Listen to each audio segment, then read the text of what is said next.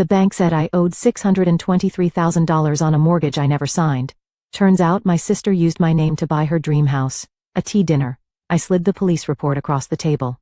I'm Heather Wilson, 29, working as a nurse in Seattle, when my world imploded with a single phone call. Miss Wilson, you're 3 months behind on your mortgage payments, the bank representative said. What mortgage? I'd never owned property in my life. The amount? $623,000. My stomach dropped when I saw the signature. Perfectly forged, but not mine. The address belonged to my sister Amanda's beautiful new home.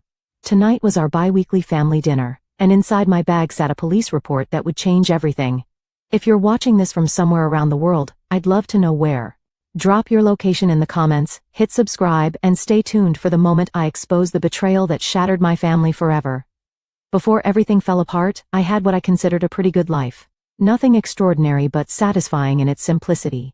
I'd been a registered nurse at Seattle Grace Hospital for 6 years, working in the pediatric ward. There's something incredibly fulfilling about helping sick children, even on the hardest days when the outcomes aren't what we hope for. My colleagues were like family, and I'd built a reputation as someone reliable, someone who would pick up extra shifts when needed, someone who cared deeply. My apartment was small but comfortable, a 1-bedroom in Ballard that I decorated with secondhand furniture and plants, lots of plants. My friends joked that my place was more greenhouse than home, but those green companions gave me peace after long chaotic hospital shifts. Then there was my actual family. My parents, David and Carol Wilson, still lived in the same suburban home where my sister and I grew up. Dad had retired from his accounting job 2 years ago, and Mom continued teaching 4th grade, claiming she'd retire when the kids stopped being interesting. They were good people, honest, hardworking, and devoted to their daughters. And Amanda, my older sister by 3 years, I'd spent my whole life looking up to her. As children, she was the confident one, the achiever, the one who made friends effortlessly while I hung back shy and uncertain. She was homecoming queen, valedictorian, and captain of the debate team. I was the quiet, studious one who found my voice only after college, but there was never any resentment between us, at least none that I acknowledged. I was proud of her accomplishments and grateful for her protection when kids tried to bully me in middle school. As adults, we'd remained close despite our different paths. Amanda went into real estate and built a successful career selling luxury properties around Seattle. She married Brian Parker, a financial advisor, 5 years ago. They made a striking couple, both tall, athletic, and perpetually tanned from their frequent vacations to tropical destinations. Their social media pages were catalogs of carefully curated perfection, sunset cocktails, charity galas, and matching tennis outfits. Meanwhile, I remained single, focused on my career and the occasional disastrous date that my coworkers insisted on setting up.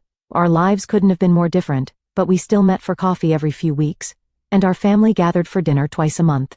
Amanda would sometimes make subtle comments about my lifestyle or suggest investment opportunities one couldn't possibly afford. But I chalked it up to her wanting the best for me. 8 months ago, Amanda and Brian moved from their downtown condo to a stunning Craftsman in Queen Anne, one of Seattle's most prestigious neighborhoods. When they invited the family over for a housewarming, I remembered feeling a twinge of envy as I walked through the meticulously renovated rooms, with their Viking appliances and sweeping views of the city and Puget Sound. Amanda had given me the grand tour, pointing out custom features and designer names I didn't recognize. "Someday you'll have this too, sis," she'd said, squeezing my shoulder. "You just need to aim higher." The day everything changed started like any other Tuesday. I was halfway through my shift helping a 7-year-old boy named Tyler change his bandages after an appendectomy when my phone vibrated in my pocket. I normally wouldn't answer during patient care, but I'd been waiting for news about my elderly neighbor who'd been hospitalized the previous night. I excused myself after ensuring Tyler was comfortable. "Hello, this is Heather," I answered, stepping into the hallway. "Miss Wilson, this is Craig Donovan from Washington Mutual Bank. I'm calling about your missed mortgage payments. We've sent several notices, and I'm afraid if we don't resolve this soon, we'll have to begin foreclosure proceedings." I felt a flutter of confusion. "I'm sorry, there must be some mistake. I don't have a mortgage. I rent my apartment." The banker's voice took on a slightly condescending tone. "Miss Wilson, according to our records, you took out a mortgage for $623,000 in January for a property on Highland Drive. You made payments for the first 3 months, but we haven't received anything since April." My mind raced. Highland Drive, that sounded familiar. Wasn't that Amanda's street? "This is a mistake," I insisted, my voice rising enough that a passing nurse gave me a concerned look. "I've never purchased property. My credit isn't even good enough for a mortgage that size. I'm a nurse, not a surgeon." There was a pause, then the application shows an annual income of $192,000 and a credit score of 782 at the time of application. We have all the documentation, Miss Wilson, including your signature on multiple forms. Perhaps you could come into the branch to review the paperwork. The conversation continued in this surreal vein for several more minutes before I agreed to visit the bank after my shift. I returned to Tyler's room on autopilot, my mind spinning with possibilities. A clerical error? Identity theft? But the address? That couldn't be coincidence. At the bank, Richard Peterson, the branch manager, laid out a folder of documents that made my stomach sink further with each page. Loan application, income verification, credit check authorization, closing papers, all bearing what appeared to be my signature. And there it was in black and white. The property address matched Amanda's new house. Could I get copies of all of this? I asked, my voice sounding distant even to my own ears. Richard hesitated. Technically, these are already your copies, but given the circumstances, I can make duplicates. He studied my face. Miss Wilson, if you didn't apply for this mortgage, I strongly suggest you contact the police. This appears to be identity theft and possibly fraud. I nodded numbly, but inside, a voice was screaming. Not just any identity theft. My own sister had stolen my identity to buy her dream house. The days following my visit to the bank became a blur of anxiety, disbelief, and methodical investigation. I called in sick to work for the first time in 2 years, unable to focus on patient care when my own life was unraveling. My apartment, once my sanctuary, now felt like a cage where I paced endlessly, alternating between rage and confusion. Could there be another Perhaps Amanda had made some terrible administrative mistake. Maybe she'd intended to use her own name, but somehow mine got entered incorrectly. But as I stared at the documents Richard had copied for me, that hopeful theory crumbled. This was deliberate. Someone had carefully forged my signature on multiple documents.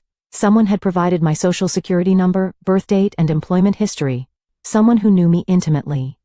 My first call was to Equifax. The customer service representative sounded bored until I explained the situation, then her tone shifted to practice sympathy. Let me pull up your credit report, Miss Wilson. The clicking of a keyboard, then a pause. There are several accounts here that appear to have been opened in the past year. The mortgage is the largest, but there's also a home equity line of credit for $150,000, 3 credit cards with limits between $20,000 and $30,000 each, and a personal loan for $45,000. I felt physically ill. All of these are fraudulent. I didn't open any of them. I understand, ma'am. I'm initiating a fraud alert on your account immediately, and I'll send you instructions for filing a formal dispute for each account. You should also contact the other credit bureaus right away. By the end of that day, I'd spoken to all 3 major credit bureaus, placed fraud alerts, and discovered that my credit score, once a respectable 724, had plummeted to 546 due to the missed mortgage payments and maxed out credit cards I knew nothing about. The next morning, I met with Diane Schwartz, a financial advisor recommended by a colleague. Her office was warm and inviting, but nothing could ease the knot of dread in my stomach as I slid the bank documents across her desk. This is definitely identity theft, she confirmed after reviewing everything.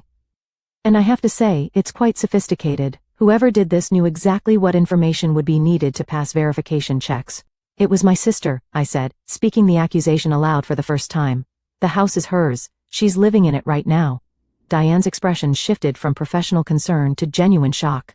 That complicates things. Family fraud is unfortunately common, but it presents unique challenges, both legally and emotionally. What should I do? Legally, it's clear. You need to file a police report. Without that, the banks won't recognize you as a victim rather than a participant. But I understand if you're hesitant to potentially send a family member to jail. I was hesitant. Despite the mounting evidence, I still couldn't fully process that Amanda, my protector, my role model, would do this to me. There had to be more to the story. Before going to the police, I decided to gather more information. I contacted a handwriting expert named Marcus Bell, who compared the signatures on the mortgage documents to samples of my actual signature from my passport and work documents. These are forgeries, he concluded after careful examination. Good ones, but forgeries nonetheless. See these pressure points, and the slight hesitation in the loop of the age? The forger was trying to be careful to mimic rather than write naturally. Could you testify to that if needed? I asked. Marcus nodded. I'd need to do a more formal analysis, but preliminarily, yes. Next, I began investigating Amanda's finances, which proved more difficult. As her sister, I had no legal right to her financial information, but through social media and casual conversations with mutual friends, I pieced together troubling patterns. Despite their apparent wealth, Amanda and Brian had been facing financial difficulties for at least 2 years. Her real estate business had suffered during a market downturn. Brian had left his previous firm under circumstances no one would discuss clearly, and his new independent advisory business wasn't attracting the high net worth clients he'd anticipated. Yet their lifestyle hadn't changed. If anything, they'd become more extravagant with a new boat and membership at an exclusive country club. The most damning evidence came from my friend Stephanie, who worked at a luxury car dealership where Amanda had purchased a new Mercedes. I probably shouldn't tell you this, Stephanie said over coffee, but when they ran her credit for financing, it was a mess. Brian ended up paying cash, but I overheard them arguing about it in the parking lot. He said something like, "We can't keep doing this. The house was risky enough, the house. My house, according to the bank." I also discovered multiple credit accounts opened in my name, all linked to online statements, with the contact email being a slight variation of my actual address, heatherwilson83@gmail.com, instead of my real heatherwilson1993@gmail.com. Easy to miss in verification processes but clearly deliberate. Every new piece of information felt like another weight on my chest, making it harder to breathe, harder to deny the truth. My sister, whom I'd trusted completely, had stolen my identity to finance a lifestyle she couldn't afford. She'd thrown me under the bus without hesitation, leaving me to deal with the financial and legal fallout when it all inevitably collapsed. After a week of investigation, I could no longer avoid the necessary step. With a heart that felt like lead, I drove to the Seattle Police Department's Financial Crimes Unit and asked to file a report for identity theft and fraud. The Seattle Police Department's Financial Crimes Office was nothing like the dramatic police stations from TV shows. Instead, it occupied part of a nondescript municipal building with fluorescent lighting and outdated furniture. I sat in a hard plastic chair for nearly an hour before a detective could see me, clutching a folder containing all the evidence I'd gathered. "Heather Wilson?" A woman in her 40s with short brown hair and tired eyes approached. "I'm Detective Rachel Thompson. Sorry about the wait. Follow me." She led me to a small interview room with a table, 3 chairs, and absolutely nothing else except a wall-mounted camera in the corner. Detective Thompson noticed me eyeing it. "Standard procedure," she explained. "Helps protect both you and us. Now, I understand you're here to report identity theft." "Yes," I said, my voice smaller than I intended. "Bye, my sister." Something flickered in Detective Thompson's expression, surprise, maybe even sympathy, before her professional demeanor returned. "I see. That's unfortunately more common than you might think. Tell me everything from the beginning." For the next 2 hours I walked her through the whole story. The bank call, the mortgage I never applied for, the credit cards and loans opened in my name, the house my sister was living in purchased with my stolen identity.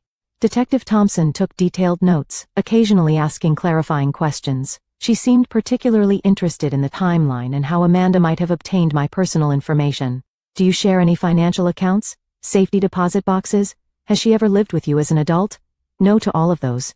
But we're close, or I thought we were. She's been to my apartment countless times. My important documents are in a file cabinet in my home office. Not locked."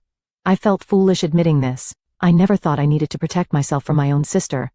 Detective Thompson's expression softened slightly. "No one expects this from family. It's not your fault." After I finished my account, she leaned back in her chair.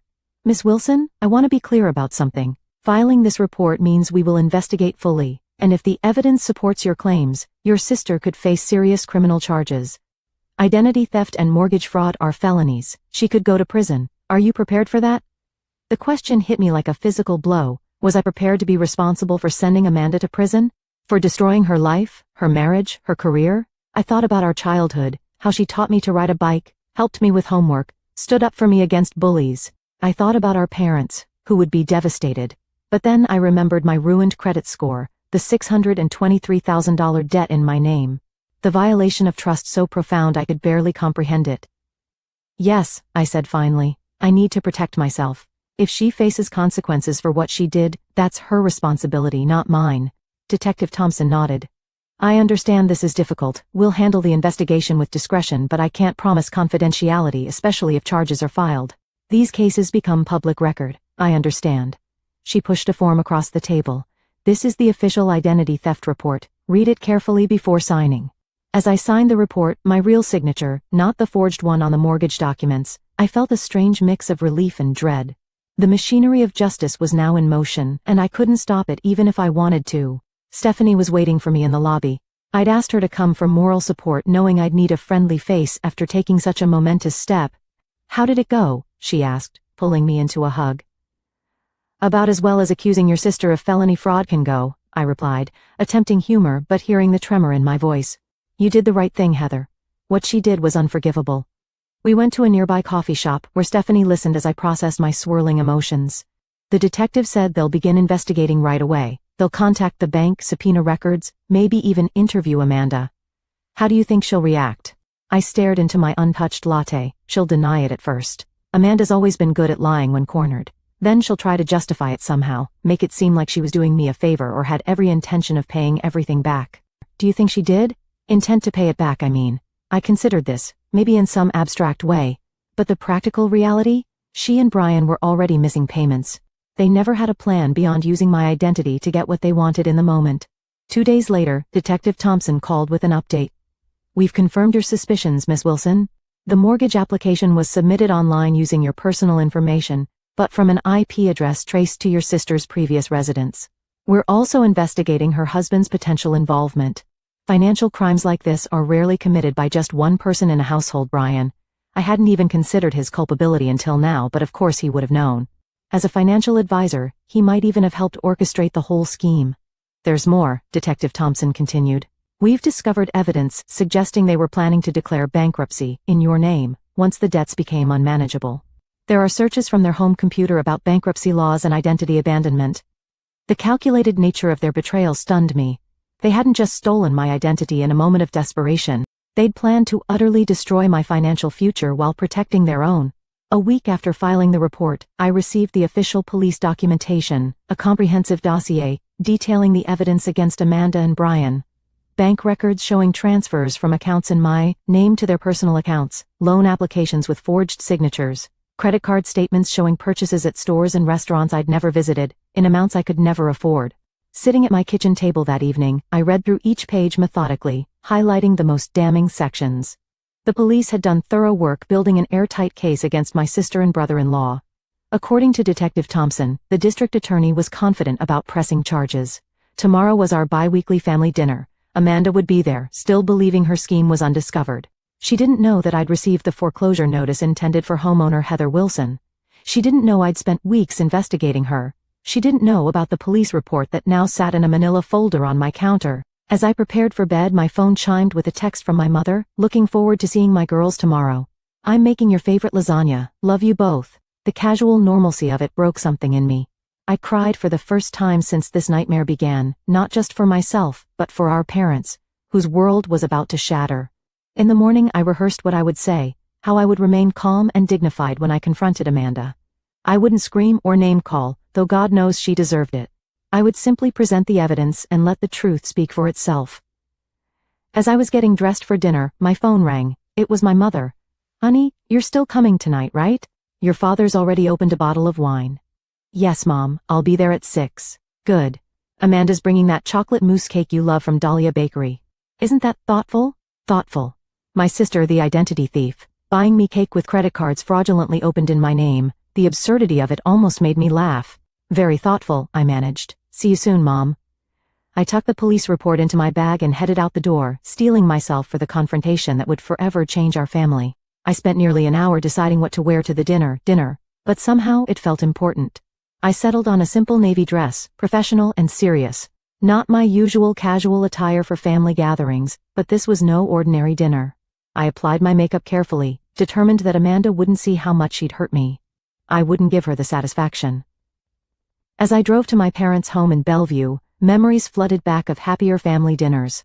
Mom's birthday last year, when Amanda and I had coordinated to surprise her with tickets to see Hamilton.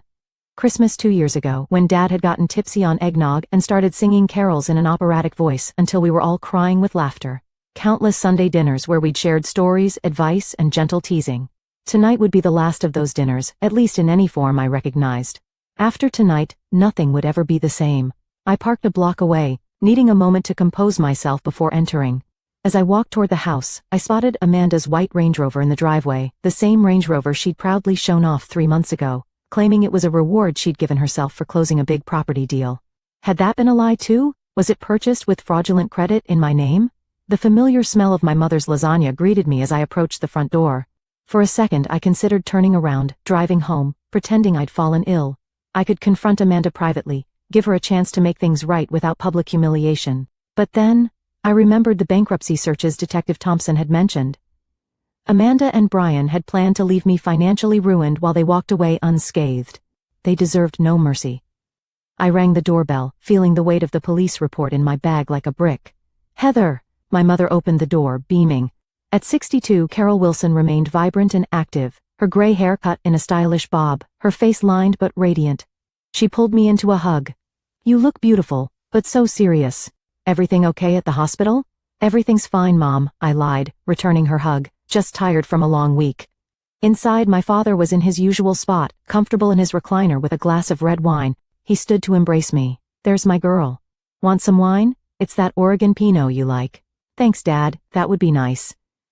From the kitchen, I heard Amanda's laugh, bright and musical as always. She appeared in the doorway, wearing an expensive-looking cream blouse and tailored pants, her blonde hair perfectly styled, her smile dazzling.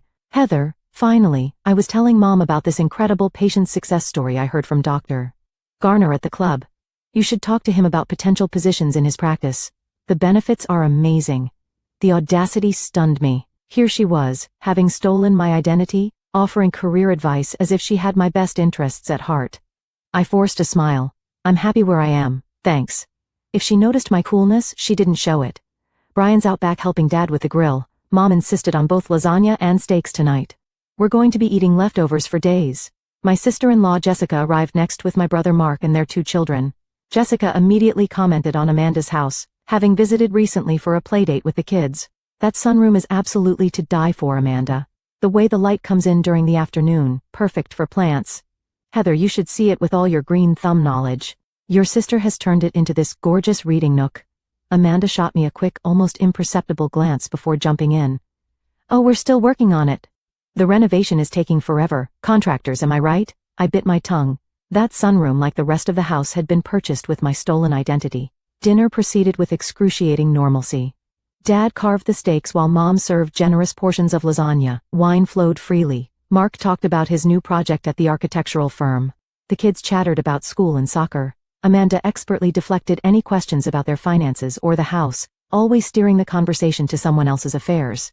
"Heather, you're quiet tonight," my father observed as we neared the end of the main course. "Rough week." I set down my fork carefully. "You could say that. Anything you want to talk about?" Mom asked, her forehead creasing with concern. Amanda jumped in before I could respond. "Oh, leave her be, Mom. Not everyone needs to process everything out loud like me." She laughed, flipping her hair. "Some people just need to mull things over privately." The irony was almost too much. Here was Amanda, who had committed crimes that would soon become very public record, advocating for my privacy. "Actually," I said, meeting my sister's eyes directly, "there is something I need to discuss with all of you." A flicker of unease crossed Amanda's face, quickly replaced by her usual confident smile. "Sounds serious. Let's at least have dessert first. I brought that chocolate mousse cake from Dahlia that you love, Heather." "That can wait," I said firmly. The table fell silent. Even the kids sensed the sudden tension, their playful banter ceasing. "Mark, why don't you take the children into the living room?"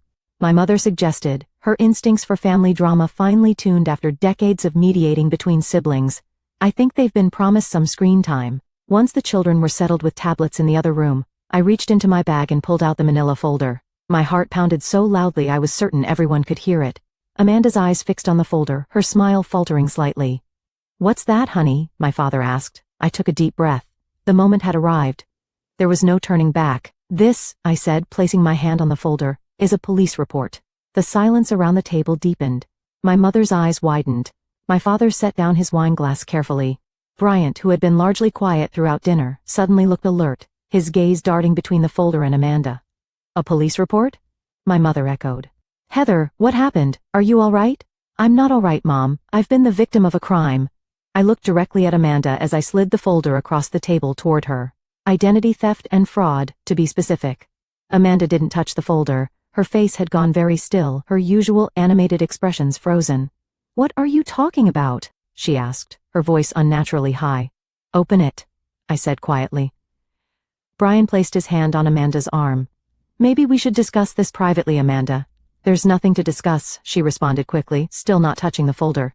Heather's obviously confused about something. My father, never one for tension or confrontation, tried to lighten the mood. "Is this some kind of joke, girls?" "Because I'm not following. It's not a joke, Dad."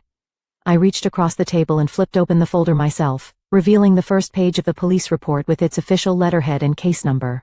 2 weeks ago I received a call from Washington Mutual Bank about missed mortgage payments on a $623,000 loan I never took out for a house I've never owned at 4872 Highland Drive. My mother gasped softly. But that's Amanda and Brian's address. I finished for her. The dream house they'd been showing off to everyone for months was purchased through a mortgage fraudulently obtained in my name, along with a home equity line of credit, 3 credit cards, and a personal loan, all maxed out, all in default. All eyes turned to Amanda, whose face had drained of color. For several seconds no one spoke. Then Amanda laughed, a brittle, forced sound. This is ridiculous. There's obviously been some kind of mistake. A bank error, or the police don't think so, I interrupted. Neither does the handwriting expert who confirmed the forged signatures. Neither does the IP address evidence showing the mortgage application was submitted from your old condo. Brian abruptly stood up. We should go, Amanda. We don't have to listen to these accusations. My father found his voice, deep and trembling with anger. Sit down, Brian. Both of you need to explain what the hell is going on. Amanda's demeanor suddenly shifted. The deer in headlights look vanished, replaced by cold calculation. Fine. You want an explanation? We hit a rough patch. Brian's firm collapsed when his partner embezzled funds. My commissions dried up during the market correction. We were about to lose everything we'd worked for. So you decided to steal my identity? I asked incredulously. To saddle me with over $800,000 in debt I knew nothing about? It was supposed to be temporary. Amanda's voice rose. Once the market recovered, once Brian's new clients came through, we were going to refinance everything properly.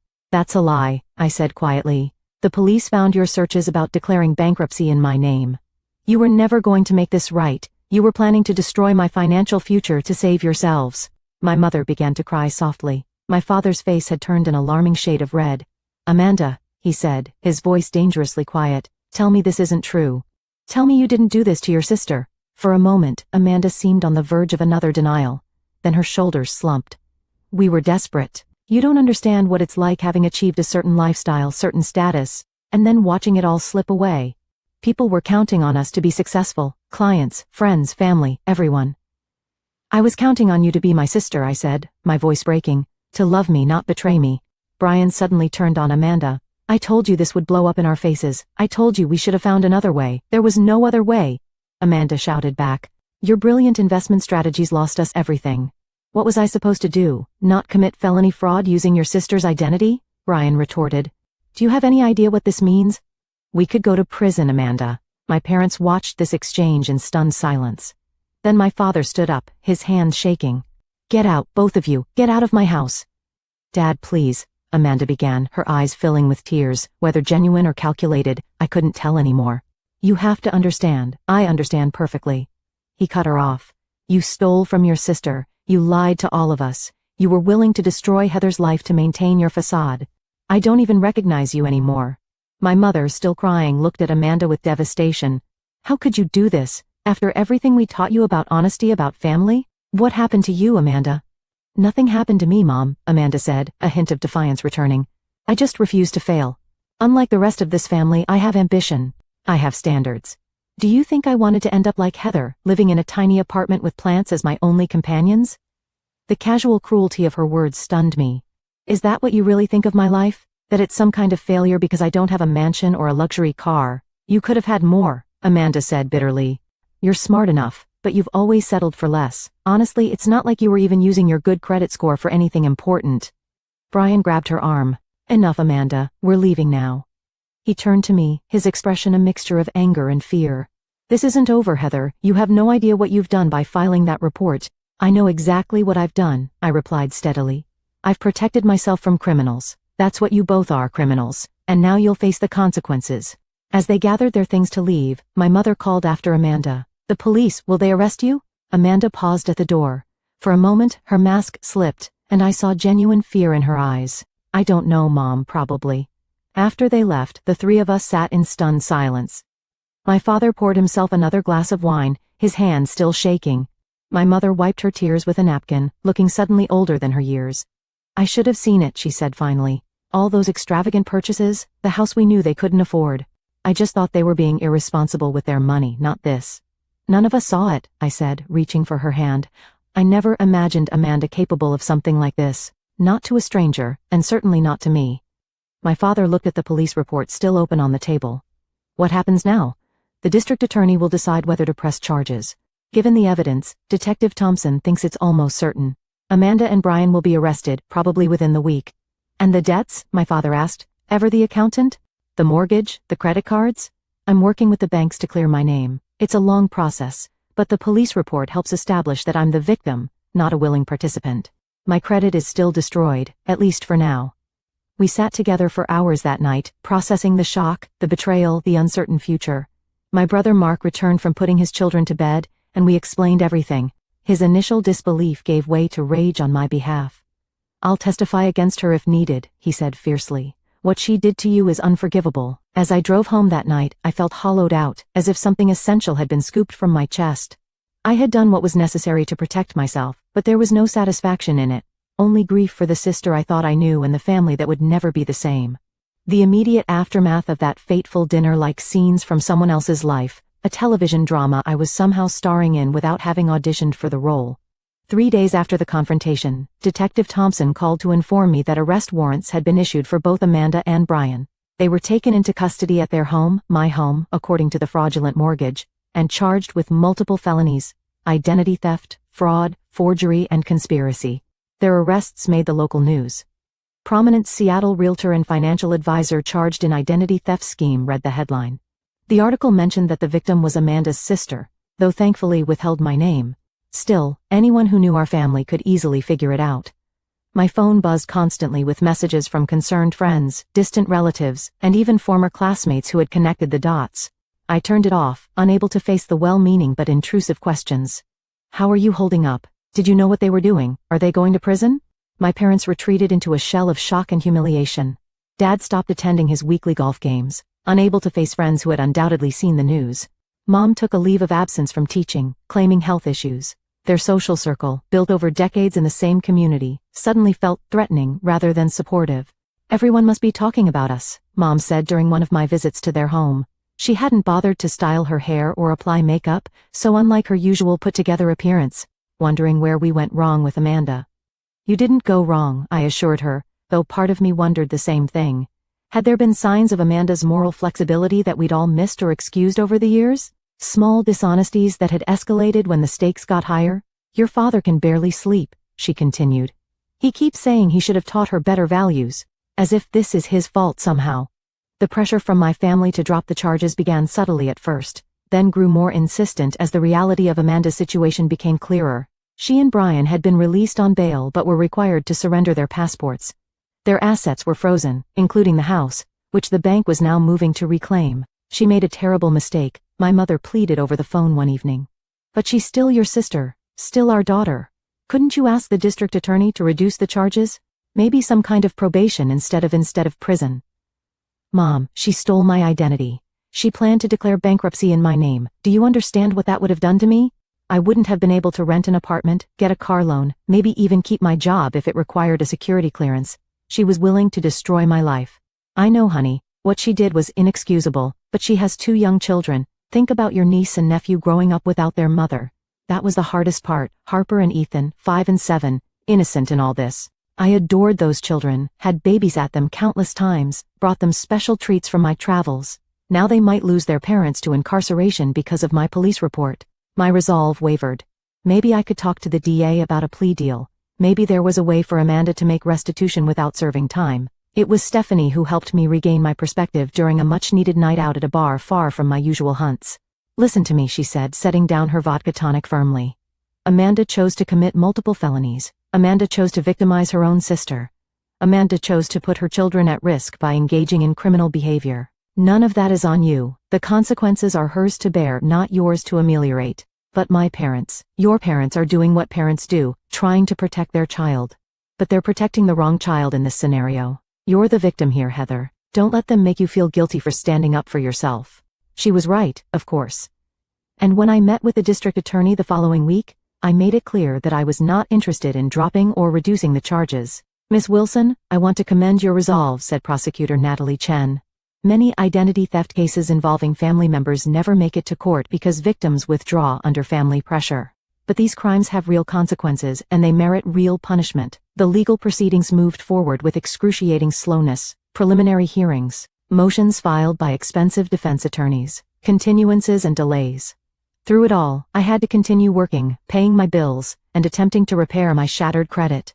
I'll never forget the day Amanda and Brian finally accepted a plea deal, 9 months after my confrontation at the family dinner.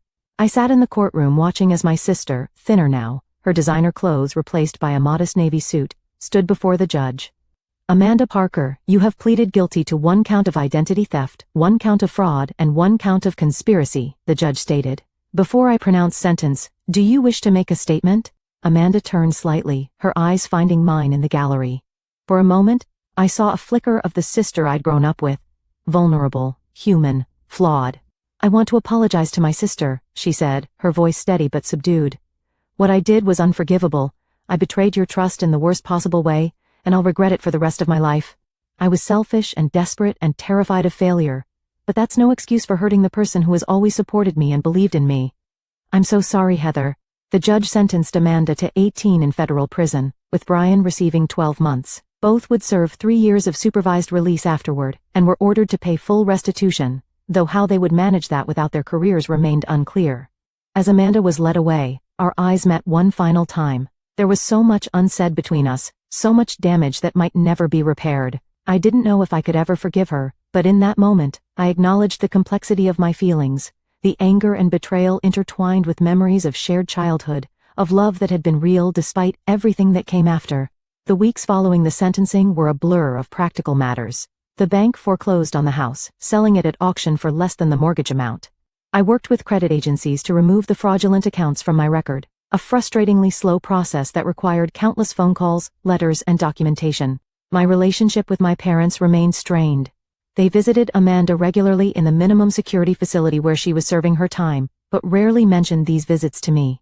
We tried to maintain some semblance of family connection, but our conversations were superficial, carefully avoiding the elephant in the room. Thanksgiving came and went, the first one in my memory without a full family gathering.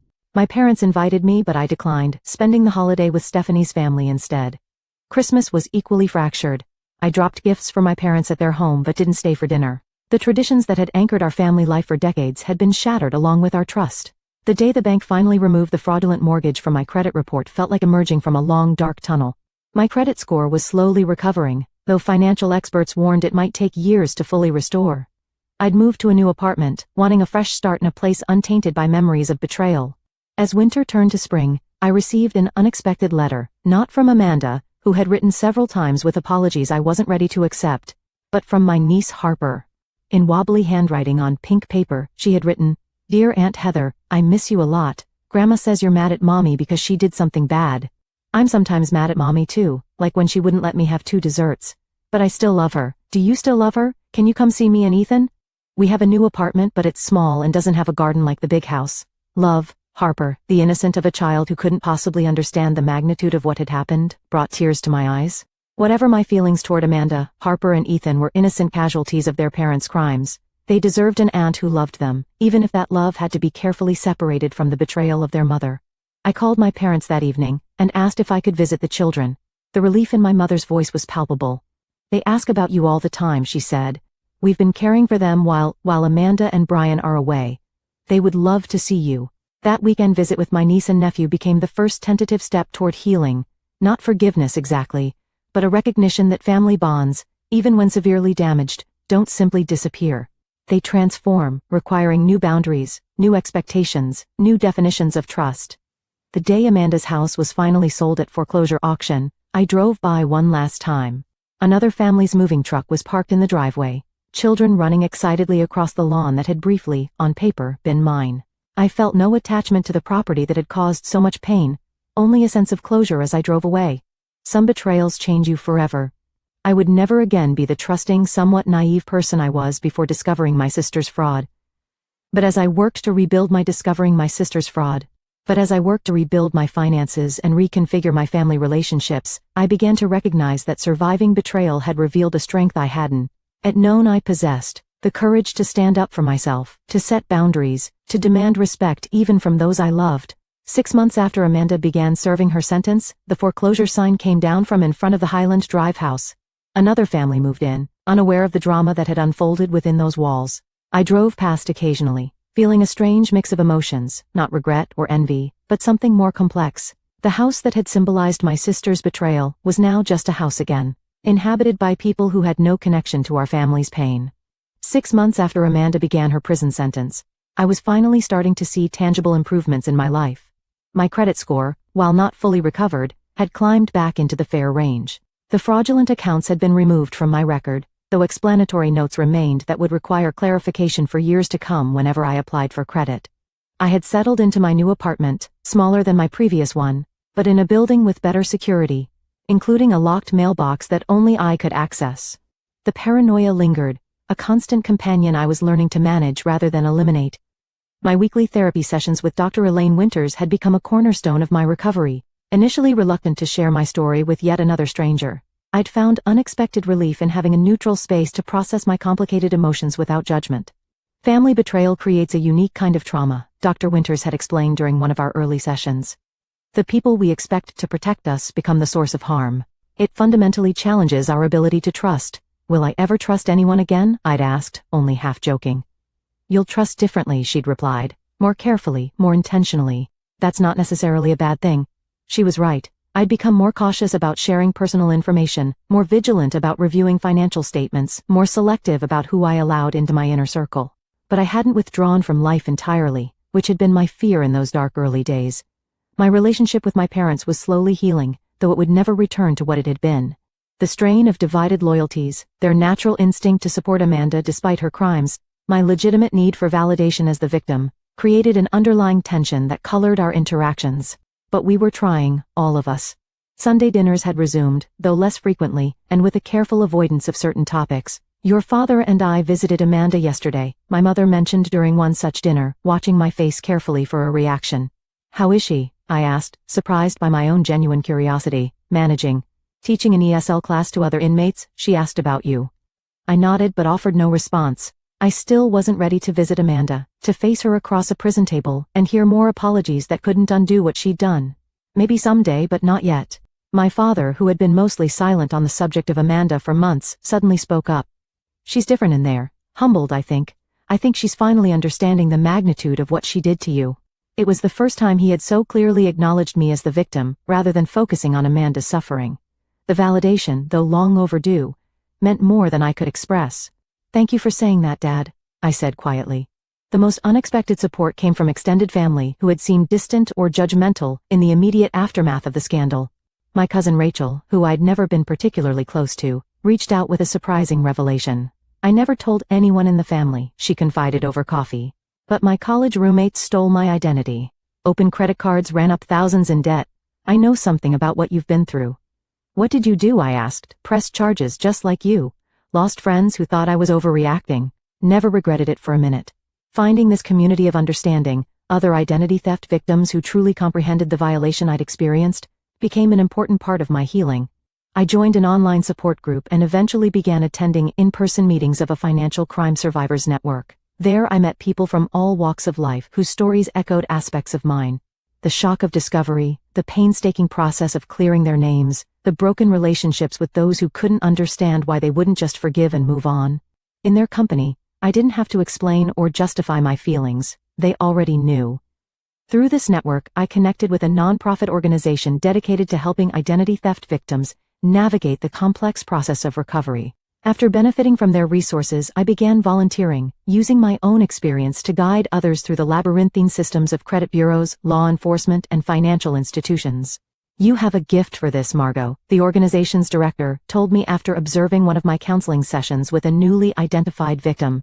You're compassionate without sugarcoating the reality of what they're facing. This work gave purpose to my pain, transforming a devastating personal experience into knowledge that could help others. I couldn't undo what Amanda had done, but I could use it to make someone else's journey a little less lonely, a little more navigable. Moving to my new apartment had been a practical necessity. The lease on my old place had ended, and I needed something I could afford on a budget strained by legal fees and credit counseling costs. But it became a symbolic fresh start as well. I filled it with plants as always, but also with new furniture that held no memories of my pre-betrayal life. I installed a small home office with a locking file cabinet for important documents. Not because I expected another family member to steal my identity, but because the experience had taught me the value of prudent protection. When Amanda had been incarcerated for nearly a year, I received a letter that stood out from her previous attempts at communication. Unlike her earlier apologies, which had focused on her remorse and suffering, this one acknowledged the specific harms she had caused me. "I've been working with a therapist here," she wrote. "She's helping me understand that true accountability means recognizing not just that I did something wrong, but exactly how my actions hurt you. I stole more than your identity, Heather. I stole your sense of security, your trust in family, your belief in my love for you. I can't undo that harm, but I want you to know that I see it clearly now. I'm not asking for forgiveness. I'm not even asking for a response. I just want you to know that I understand what I destroyed, and I will live with that knowledge for the rest of my life." I didn't respond immediately, but I kept the letter, rereading it periodically as I processed my feelings. The acknowledgement of specific harms felt different from her earlier blanket apologies, more genuine, more complete, more aware. Around this time, I made a decision that surprised even me. Using some of the restitution money that had finally begun arriving from Amanda and Brian's seized assets, I put a deposit on a small house with a generous yard, perfect for an expanded garden. The irony wasn't lost on me. My sister's crime had ultimately led to me achieving the homeownership she had fraudulently claimed in my name. The day I signed the legitimate mortgage papers, a moment that should have been purely joyful, I experienced an unexpected wave of emotion. Sitting in the loan officer's office, reviewing documents remarkably similar to those that had been forged in my name, I felt a strange closing of a circle. "Is everything all right, Ms. Wilson?" the loan officer asked, noticing my hesitation. "Yes," I said, signing my actual name to a loan I had chosen for a house I could afford. "Everything is fine, better than fine actually." Taking ownership of my new home became a powerful act of reclamation. I painted the walls colors I loved, planted a vegetable garden in the backyard, and invited friends for a housewarming party. My first real celebration since before the identity theft discovery. Stephanie brought champagne and a doormat that read, "Not today, identity thieves," dark humor that made me laugh despite myself. My parents came too, bringing a houseplant and awkward good wishes. They were trying, in their way, to support this new chapter while still maintaining their relationship with Amanda. "It's a lovely home, Heather," my mother said, hugging me tightly. "We're so proud of you." "For buying a house?" I asked. "For everything," my father clarified. "For how you've handled all of this?" "With dignity and strength. It wasn't complete healing. That would take years more if it ever fully arrived, but it was acknowledgement, and that mattered." 2 weeks after my housewarming, I did something I'd been considering for months. I drove to the Federal Correctional Institution where Amanda was serving her sentence, and added my name to her visitors list. I wasn't ready to see her yet, but I wanted the option available when and if that day came. As I continue rebuilding my life, I've come to understand that healing isn't a destination but a process. Some days I feel strong and forward-looking, others, the betrayal feels fresh and raw. I've learned to accept both realities as part of my journey. What happened between my sister and me is a story with no neat ending, no perfect resolution. Family bonds, once broken by betrayal, can never be completely restored to their original form. But they can transform into something new, something more honest, perhaps, with clearly established boundaries and carefully rebuilt trust. I don't know if Amanda and I will ever reclaim anything resembling our former closeness. I don't know if I'll ever fully trust her again. But I know that I've survived the worst betrayal I could imagine, and I've emerged stronger, wiser, and more self-reliant than before. If there's a lesson in all of this, it's that trust should be treated as the precious resource it is, given carefully, guarded appropriately, and withdrawn when necessary for self-protection. Love and trust aren't the same thing, a distinction I never fully understood until now. I can love my sister while acknowledging that she violated my trust in ways that may never be fully repaired. This experience has taught me that family loyalty has limits and should have limits. That standing up for yourself, even against those you love, isn't selfish but necessary. That forgiveness, if it comes, must follow accountability, not replace it. I'm still writing my story, still finding my way forward. But I know this much: I refuse to be a victim in silence. I refuse to sacrifice my financial future to protect someone who hadn't protected me. I refuse to accept betrayal as the price of family peace. And in those refusals, I found my strength. What about you? Have you ever experienced betrayal from someone you trusted completely? How did you handle it, and what boundaries did you establish afterward? I'd love to hear your stories in the comments below. If this account has helped you feel less alone in your own experience of family betrayal, please consider giving it a like and subscribing to my channel for more real-life stories of resilience and recovery. Share with someone who might be struggling with similar issues. Sometimes knowing others have walked the same difficult path can make all the difference. Thank you for listening to my story, and remember, protecting yourself isn't selfish.